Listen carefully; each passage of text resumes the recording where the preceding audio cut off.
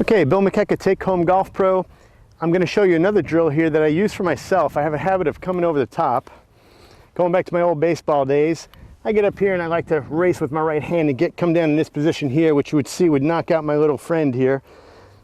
I have just an old shaft in the ground and this little fluffy toy that I bought in the pro shop. But what it does is it lets me know where I don't want my wrist coming down at this angle. This is too steep, and one of the things I see with a lot of my students is that they get up to this position and instead of letting the club drop back into the slot here, their first move is straight back down from whence they came. And you can see that that's coming down at an extremely steep angle. I have to somehow stop my club from moving down at that steep angle. Better if you see from this side.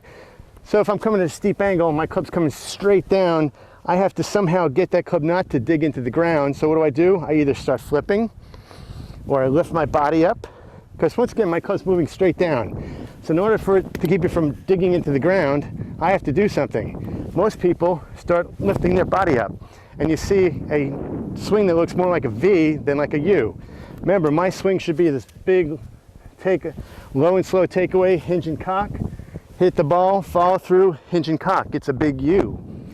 When I come up here and get real steep, my swing becomes a V. I don't want a V.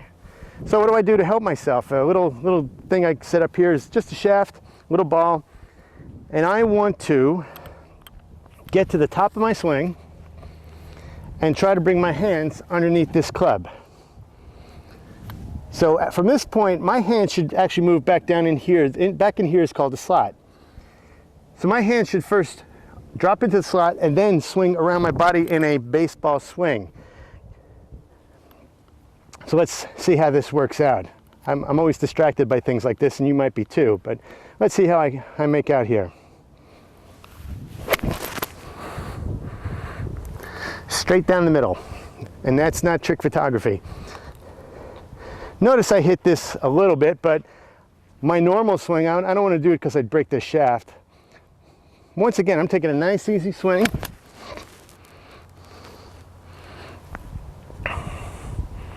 Okay, that one went a little left. We'll cut that out of this video. Like I said, you might find this to be a little bit distracting. I know I certainly do. This little thing here. And be careful, if you have a graphite shaft like I do, it could splinter and hurt you, but get anything that might be able to withstand the pressure. But this is what I'm practicing. Okay? That will help your over-the-top move. Start off with the shaft give yourself a little distance here. Just get in the habit of this. Then move further downwards, increase your angle so that it's parallel to the target. When you set up, this should be parallel to the angle you've developed here. Okay? And then I like to put the ball in front of this because this kind of makes it a little difficult right here. And that's what we're going to do. Work on that, getting underneath that, dropping into the slot, turning your body. Okay? The others, and then like I said, if this didn't work properly, you would see this move. Me taking out my little ball and shaft. Hope that drill helps you. Now if you're on a mat, it's going to be a problem. You might have to buy something called a lie stick, or just wait until the summer and use it in the grass. You could do it in your backyard. Just get a club, get a shaft, and just practice bringing this club back inside here.